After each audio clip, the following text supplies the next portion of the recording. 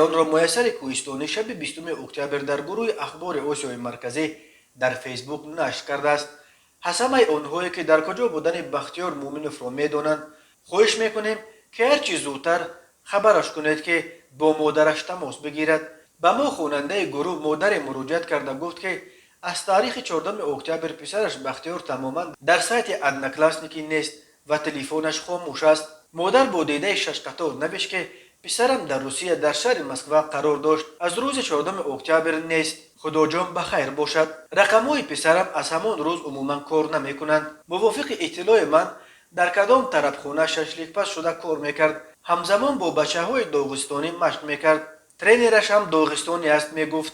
پرسیدم جوره‌هایش را میگویند که چند روز است که زنگ نزده است. رقم‌هایش کار نمی‌کنند گفتند. نام و نسبش مرودوف بختیار مومنوویچ، سال تولدش 2000. از غم پسرم بیمار شدم. التماس برای یافتن پسرم کمک کنید. کسی او را میشناسد تعجیلی نویسید. با احترام مادر دیده برا.